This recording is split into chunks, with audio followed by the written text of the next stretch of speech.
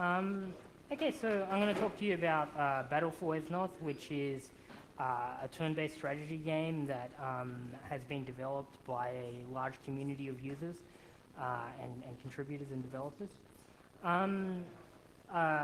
It's a hex-based game in a sort of traditional war game format, but it has some differences. It's sort of simplified, so it doesn't take hours and hours to play. You can play a pretty decent game of it in an hour or two. It has a lot of role-playing style elements. It borrows a lot from the sort of runs on a great. We're hoping that once Apple releases their SDK, we might get it working on the iPhone and iPod Touch. It's also very customizable. It's very moddable. We've worked very hard on making the basic game engine, which was originally developed just for one specific storyline and one specific concept, but we've worked very hard on extending it to work with a lot of different game concepts that stretch far beyond the original vision we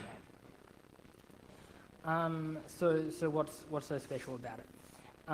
We have a very large developer and player community, at least relative to other typical games. We have thousands and thousands of users. wesnoth has been downloaded more than 1 million times. It's also distributed. It's been distributed many times with different magazines. It has distributions for many Linux distributions such as Debian and Ubuntu and Gentoo. It's a very mature project. It's already reached a stage where it can run very stably. It has a lot of features. It's got a very rich feature set, so that it's not just a very basic simple game, but it has like network multiplayer. It has the capacity to view replays. It has a very large, wide tool set that many contributors have developed for it. It's also got very high quality artwork relative to other games. It has very good graphics, very good music. We have a sub-community of artists who work hard to improve their own artistic skills and to contribute to wesnoth. And it's also very well balanced out. We have another sub-community who is very interested in making sure that wesnoth has very balanced gameplay. And they work continuously to tweak every element of the game. So we use a variety of technologies in wesnoth to make everything work. The main game engine is programmed in C++. We use a fairly advanced C++ style. We use the STL, so vectors and maps, and the standard STL algorithms. We use a little Boost has been creeping in, which, if anyone doesn't know, Boost is sort of an advanced C++ library which is designed to experiment with more advanced C++ features that might be candidates for future standardization efforts in C++. We do all of our graphics and sounds using the Simple Direct Media Layer, or SDL.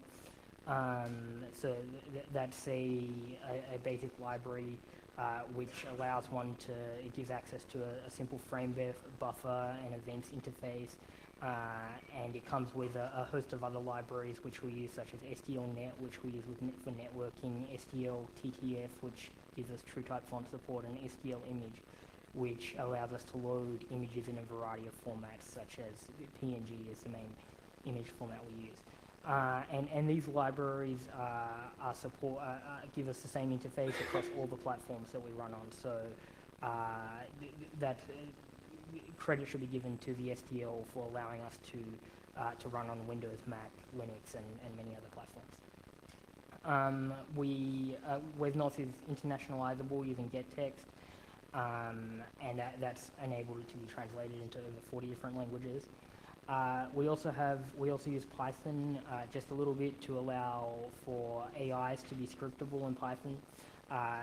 This wasn't originally planned, but it was added later, and our use of Python is fairly limited, but we use it here. We also use both Python and Perl to produce many scripts and tools which we use to facilitate development. And we do tend to avoid too many dependencies. Most wesnoth technology is fairly homegrown. We don't even use, for instance, XML. We've developed our own format for sharing data. And this has been controversial, how much technology we've homegrown. Lots of contributors complain that we reinvent the wheel too much. But on the other hand, we've had a lot of problems even with the dependencies that we do use, and so we're generally very resistant to adding new dependencies because we feel it increases the number of bugs that we could introduce which we don't have close control over. wesnoth has a very large and vibrant community. Probably the biggest area the community is active is in a web forum we have. And that's where users tend to communicate, users tend to get help with bugs and so forth. This is a little different to traditional open source projects in that we don't use a mailing list. However, we found that it makes it very accessible to users. We use a PHP-BB based forum, which unfortunately is a reasonable forum, but we found it has a lot of maintenance effort associated with it, and we've gone through several different developers who have been responsible for maintaining the forum and keeping it up to date with security patches, and have all gotten frustrated and left one after the other. So if anyone wants to maintain a PHP-BB forum, please let me know. Then the main place probably that developers communicate is on IRC. We find that IRC is very useful because often if someone posts on a mailing list or a forum, people find the post mildly interesting but aren't interested enough to respond, and responses only occur if someone usually strongly disagrees with something in the email or forum post. While an IRC channel has the disadvantage that one of time zones, that one may have a question and other people aren't there, but it has the advantage that people feel it's a lot more casual, they can communicate in real time and so forth. So most of our development takes place on wesnoth dev on irc.freenode.net, and some of the other wesnoth channels I list here. We also do have a developer mailing list, and this is sometimes used for more serious or perhaps even controversial discussions, and for big announcements and so forth. And we also have a bug tracking system which we use quite extensively, which we point someone to if they have a bug to file. So what's so hard about making a free game? There's several things we found which do make it hard to make a free game. There are actually, unfortunately, very few really good quality free games out there, especially compared to commercial game development. So I've listed a few points here that I think make it very hard to make a free game. For instance, with most open source projects, it's often at least reasonably clear which direction the project should go in. But with a game project, one can take it in almost any direction. And we constantly get users or contributors who want to take wesnoth in a completely different direction, who think that it should go in it should become something different. And we even sometimes get some very good contributors who might contribute some very good art or some very good code, but in part of their contribution, they want to take wesnoth in a very different direction to where it is now. And sometimes we find that we have to be kind of resistant to that. Sometimes we have to discuss things in great lengths to decide where to take the game. Also, with a game project, there's no real ending. A game can be improved indefinitely. It can be improved forever. It's difficult to ever say that a certain feature is complete. And it's always very subjective. To one person, some gameplay might be complete and great, and to another person, it might be horrible. a very big example of this is wesnoth uses random numbers quite heavily to resolve combat, and some people love this because they think it gives them a chance to analyze all the different probabilities, while some people hate it and think that wesnoth should become a lot more deterministic. And also, to make a game, you have to master many different areas. You have to have people who can be technically excellent, and I think many people underestimate how difficult it is to program a game. And you also have to have excellent artists who can draw good graphics to make your game look appealing. Although some games do try to go without that, like NetHack. And you also have to have good game design. It's very possible to develop excellent graphics and even to have a very good engine and have very poor game design. And of course, you have to have play testing. You have to spend a lot of time tweaking the game and doing a lot of arduous work there. So how it all began. In 2003, I was at a very boring job, and I wanted to do some programming sort of on the side that I would find more interesting. And the reason I'd learned to program in the first place was actually when I was about 14. I really wanted to make a game, and I tried to make a game, and all my attempts were pretty much miserable failures. But I did actually at least decide I liked programming, and ended up going to university and studying there. And then, so finally, many years later, I was 23, and I decided that why don't I go back and develop a game? And I had noticed that all my previous game projects, I had tried to look at commercial games of the time and say, I'm going to make a game like that. And I realized that that was really infeasible, especially by 2003. The many millions of dollars that were poured into a typical commercial game would be very difficult for a single developer. And at this stage, I wasn't counting on any help with the project at all to match. So I decided that what I would do would be to go and find some old games that I enjoyed when I was much younger, and try to make a game that was that used the same some of the same concepts, but it definitely wouldn't be a clone of the game. It would be something new. And I figured that if people could make on Genesis and Super Nintendo systems, could write in assembly and cram into a couple of megabits a game, I should be able to do something the same or better using C++, using many megabytes of memory and so forth.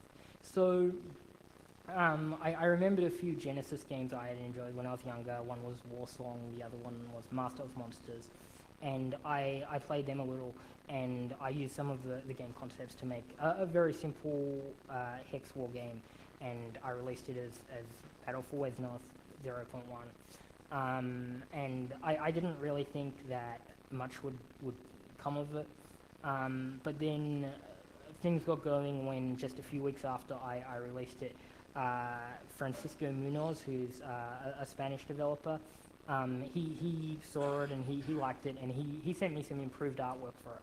And I'm a horrible artist, so the initial version of the game was looked terrible, and his improvements were a relatively small iteration, but they at least gave me the confidence to release further versions. So, I worked with Francisco for a couple of months, and then eventually we were getting more interest from other people who sent us emails and said that they liked the game. So we decided to set up a web-based forum, and from there a community began forming. It actually took us probably 6 months before we actually started a CVS repository instead of just shoving tarballs around, but we did eventually do that. So the wesnoth engine now contains about 90,000 non-blank lines of C++, so it's a medium-sized project. And like I said earlier, it uses a very modern style of C++, and we use a common C++ technique called resource acquisition is initialization, or RAII, which to anyone who doesn't know basically means that instead of, say we wanted to allocate some memory, and then we wanted to operate on the memory, and then we wanted to free the memory, instead of doing that straight in code, we would manage the memory with an object that would delete it in its, would release it in its destructor, and the C++ language guarantees that behavior. So because of that, there's generally been very few memory leaks in wesnoth over its history. And like I said, we have very few dependencies. We try to program as many things as possible.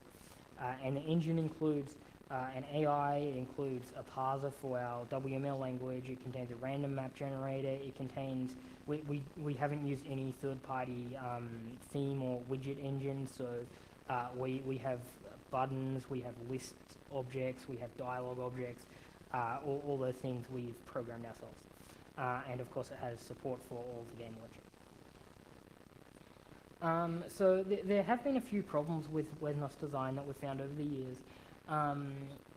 One of the problems is that we use SDL, which is probably our only real option for developing a portable game, along with perhaps OpenGL.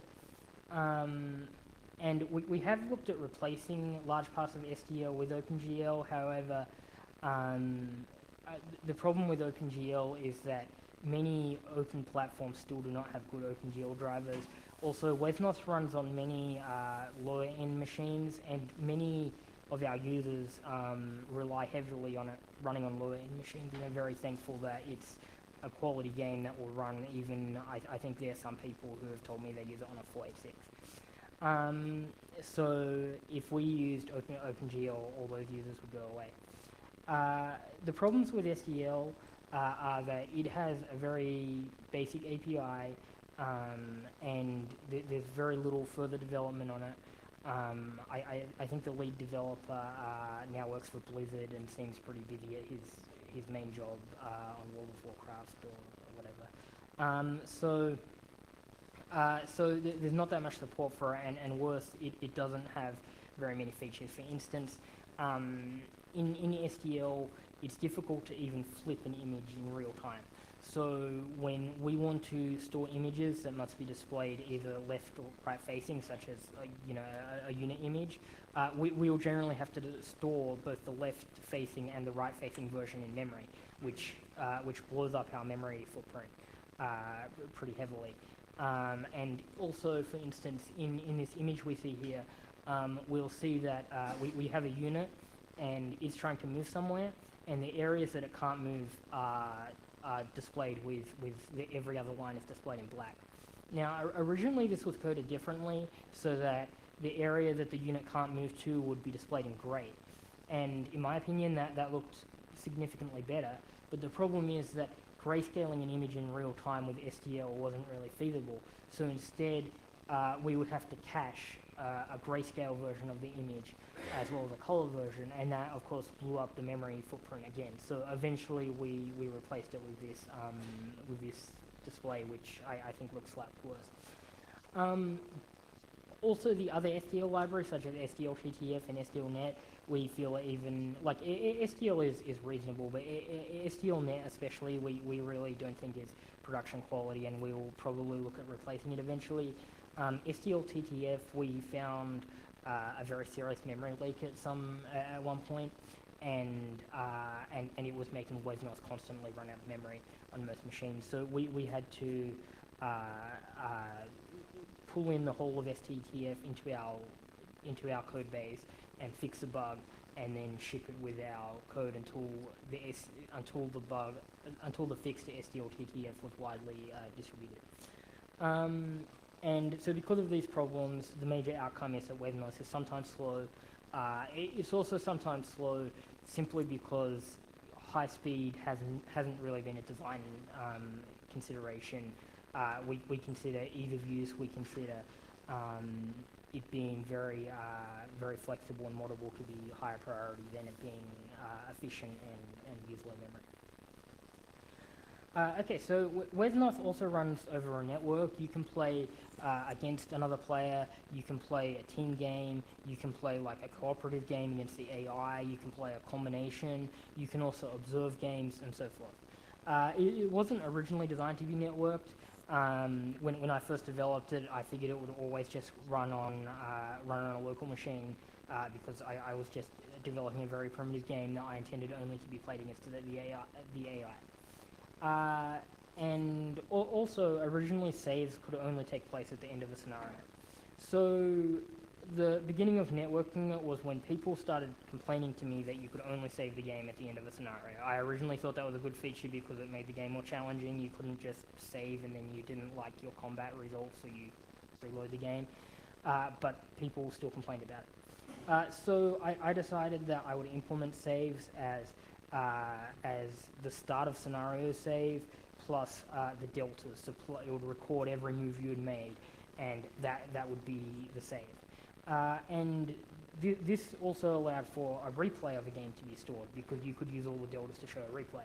And likewise, it also allowed you to just send the deltas over the network to implement network multiplayer. So if it's my turn, I would play, and then the moves I make would be sent to the other players, and then those would be played out on the other machine as well. And the implication of this, and largely because wesnoth wasn't originally designed to be networked, we have, you generally play through a server, but the server is very thin and dumb. It basically does very little except forwards data from one player to another. It doesn't inspect the data, it doesn't understand anything about wesnoth's logic or game engine or anything like that. This has the advantage of also allowing a very efficient server. You can have hundreds of people connected to a single server and playing games. And so we don't need a meta server or anything like that. However, people playing against each other must have the same version and the same version of the data.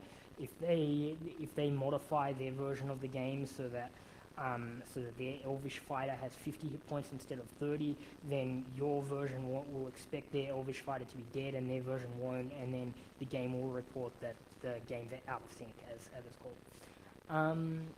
And we generally, the server will make a check to see that you're using the same version as everyone else on the server. So we generally minimize problems by just saying that everyone using, say, version 1.3.2 has to be on this server. And this means that for anyone who can modify the source code, cheating is very easy, because you can cheat to, if there's anything that you're not meant to know about. If you're playing with, say, Fog of War, that's where you can't see areas outside of a certain range of your units, you could cheat by just modifying the source so that you could see that.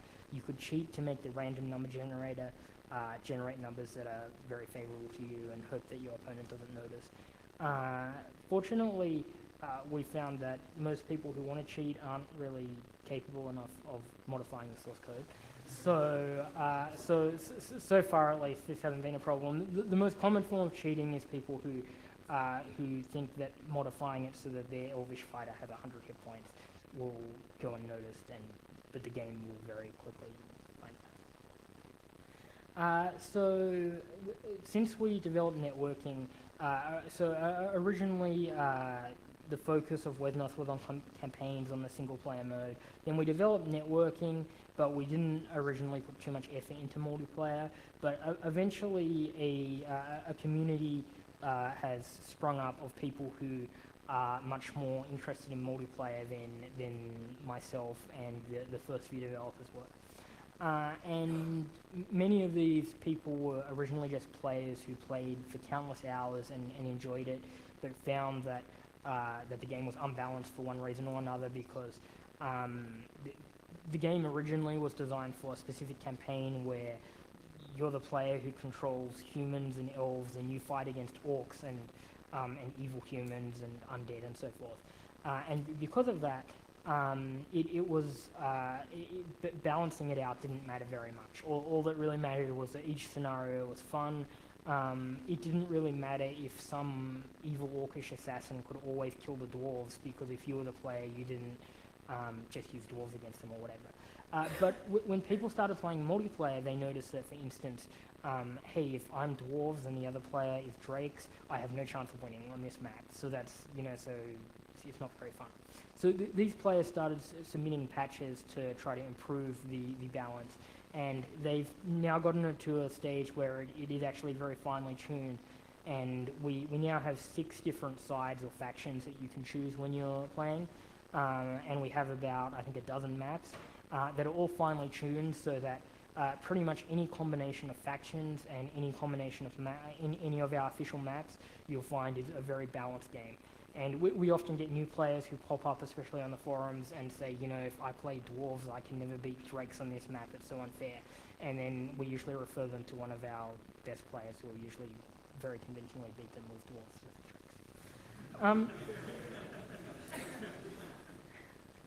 drakes. So like I've mentioned, wesnoth uses wesnoth markup language for all of its configuration. We try to put as much, make the game as configurable as possible. So everything like unit settings, to themes, to all campaigns, everything is stored in wesnoth markup language. So it's a simple XML language. It was originally just meant to be a very basic flat config file that just had headings in square brackets and then name value pairs. But it evolved to support child nodes and then to support many far more complex features. It also has internationalization support built in, so that in WML you just have to precede something with an underscore, and then that string will automatically become a translatable string. And WML is also used as a save game format and the network protocol format. We also have a binary version of it, so that we can use that for the network and if people want smaller and faster saves. And that's an example of XML, but XML doesn't really have a good binary standard. It also has a preprocessor to make things easier. And that's very similar to the C preprocessor. So you can hash define something with some arguments and then make it equal to a block of text, and that saves you. It reduces the velocity rate. And yeah, it's evolved greatly over time. It still evolves, and it's very flexible in that if someone requests a new feature, and this is very common for if a campaign designer comes and says, I want this AI unit in this particular map to follow, I want him to go for this village because that village is the village that has the princess in it according to the storyline. Then we can, add very easily a new WML attribute which says go for village or something and add it to the unit. wesnoth also has a map editor, and the map editor reuses much of wesnoth's code. It reuses all the hex rendering code and so forth. And so it allows very easy and advanced creation of maps. It has a lot of typical features you might expect in a paint type program, so you can have different size brushes. You can use it to generate a random map with certain settings to give you a starting point, and it allows flipping of areas and so forth. It's just a map editor. It doesn't support any scenarios, so you can't put units on it in the map editor. You can't control how the AI moves or anything like that.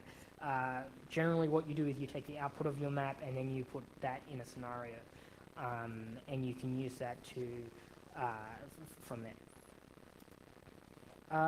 wesnoth is also a very complex problem for an AI. It has a huge state space. Just as an example, if you have just four units that are in range of 4 enemy units, the number of possible ways to attack, you could get all 4 of your units to attack one of the enemy units, and then all the different directions from which you can attack, and then there's possible considerations like, what if I send this guy to attack and he hits with all his attacks, versus what if he misses with all his attacks, versus what if he gets half killed by the enemy, so now he hardly has any hit points, can I protect him, and so forth. There's many millions and millions of possible outcomes in any situation, which makes it very difficult for an AI. So the default C++ AI has been, a lot of work has gone into it to make it as good as possible, but even then it's very difficult to make an AI that's competitive with the best players.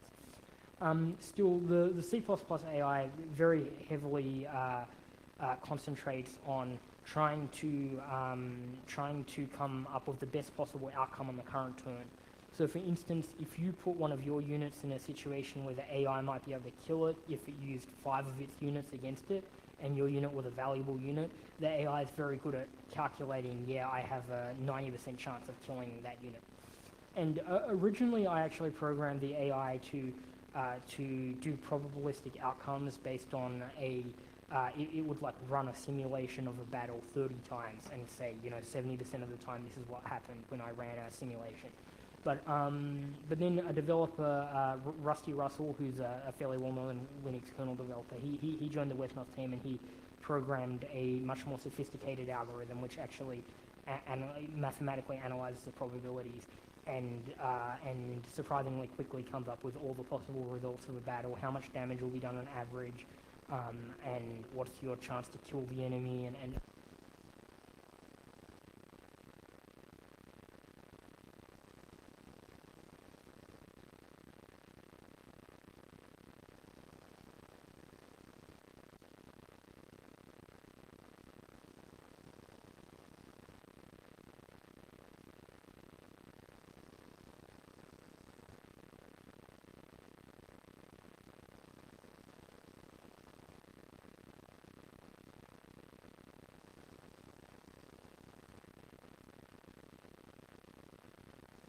okay, excellent. Uh,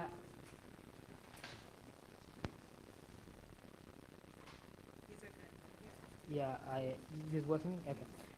Uh,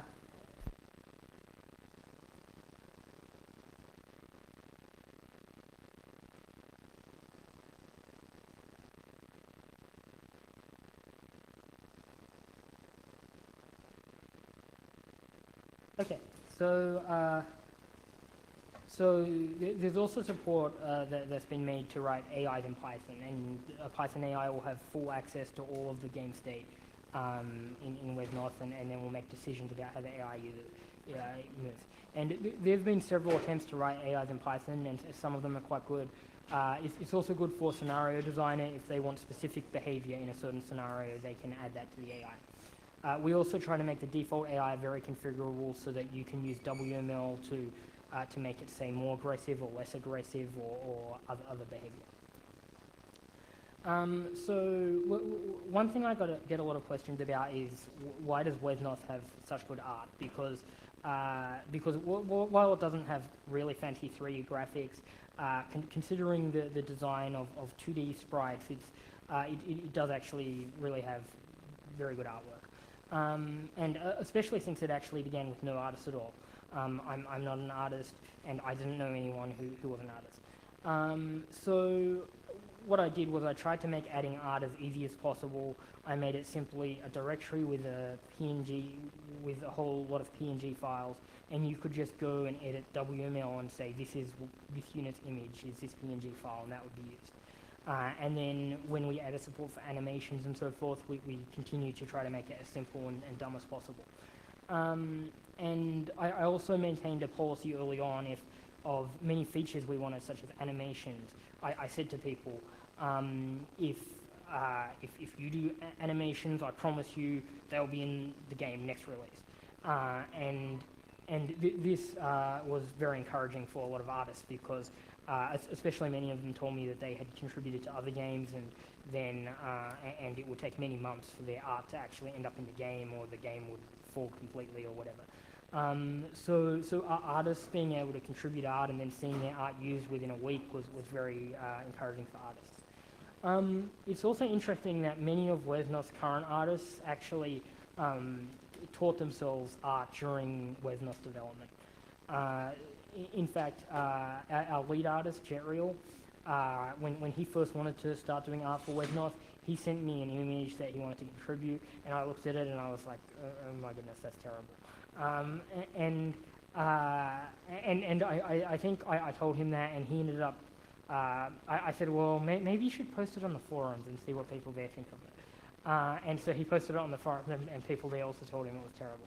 And I thought that would be the end of it, but he's actually worked incredibly hard to improve his art skills, and he's studied the history of art and everything, and now he's our lead artist, and he's done probably the most artwork in the game of anyone.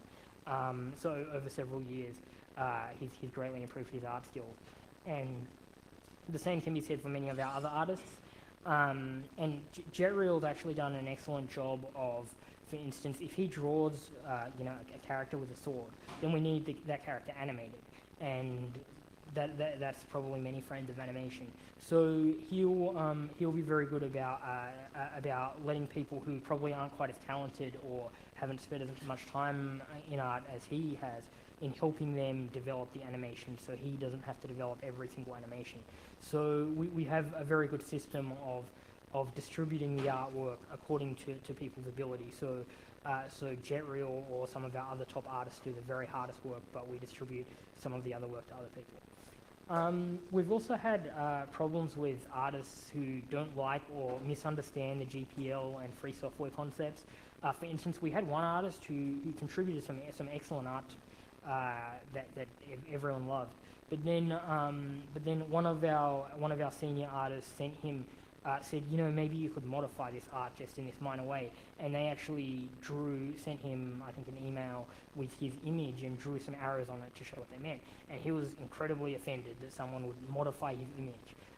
So he immediately left the project and refused to continue contributing.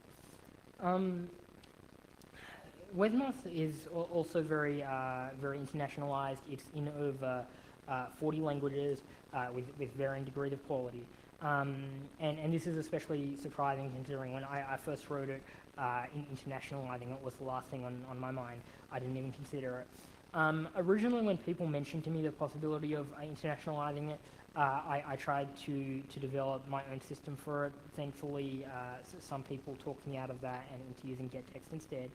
And so like I mentioned before, WML has internationalization support where anything with an underscore will be exposed to gettext. And there's a very, very large community of translators who have translated into many different languages. Probably translations such as Polish, German, and French are the strongest, and I'll probably get in trouble with some translators later for not mentioning their translation. And we also have some languages like Latin and Esperanto. So wesnoth also has several other cool features. Since we have a large community, people, especially since wesnoth is developed in C++, there are often people who want to contribute, but they don't know C++, because C++ is a very complex language, and they might know Python or Perl or something, and they still want to contribute. So we have, for instance, Rusty Russell made something called stats.wesnoth.org, where in the game you can opt in to a service where every time you finish a campaign, finish a scenario in a campaign, it will send your statistics to a centralized server. And then you can later go and look at your statistics, at how you did, what your average gold was at the end of the scenario, and compare it to other to how other players did. This is also useful because campaign developers can get a feeling. It'll show like this scenario, 80% of people beat it on their first try. This scenario, 70% of people did. This scenario, 2% of people beat it on their first try, and most people took 8 tries to beat it, or something like that. So they can tweak the difficulty. We also have things like units.wesnoth.org, which is just a site which contains all of our units extracted from WML, and the server can directly hook into the SVN so it can see the latest changes to the units. So it'll show them and all their statistics, so you can see the latest statistics on the game. We've also made some extensions to PHPBB. For instance, we've made it so that you can use a tag in PHPBB and post a wesnoth map, and the wesnoth map format is plain text, and then it'll actually generate HTML to actually show that map embedded in your post. So that's very nice. If you make a map and you want to show it off to people, you can just post on the forums, and people will see your map immediately. They won't have to download it. We also, Eric Raymond has also contributed some features to wesnoth, and for instance, WML lint, which is a lint program for WML, so it detects a very wide range of errors in campaigns and problems with them. And this has greatly helped us increase quality. We have, I think we actually have more WML than we have C++, so there are often WML bugs, and this corrects it. We also have an add-on server which can serve up campaigns. So if you can make your own campaign, and we get a lot of people who want to have their campaign added to the game, but that's not always feasible because there's like 30 or 40 campaigns that different people have made, and they're very varying in quality, and we don't want to add every single one, and then we don't want to add some campaign that might not be that high quality and then expect our translators to translate it, and so forth. So we set up a server that allows people to add their content to the server. And it also doesn't just allow campaigns, it allows, for instance, multiplayer eras. So if you want to make a new multiplayer era where everyone gets super powerful units or something, you can upload that. And then in the game, there's a simple add-on button, get add-ons, which you click, and it'll take you to and show you all the contents of the add-on server, and you can easily download and install anything you want. So people often ask me how they can get involved in wesnoth development. Probably the best way is to just participate in the wesnoth forums, find yourself a way there to participate in the wesnoth IRC channel. You can find an area of interest, you can find images that need animating, you can find a bug that needs fixing, a feature that you think would be good, and then we're usually pretty easy about giving SVN access. Usually if people contribute 2 or 3 useful patches, we think, yeah, we can trust you enough, and we can grant SVN access. Also, Google Summer of Code project, I should probably mention that I work for Google, so whatever. Anyway, is a great way to get involved in open source projects, and several games have been used in Summer of Code earlier before, so we would be happy to sponsor someone for Summer of Code. So that's pretty much it for my presentation. Does anyone have any questions? Yes, no? My developers were meant to sit and ask me questions about why is wesnoth so awesome or something like that. Okay, well, thank you everyone for coming.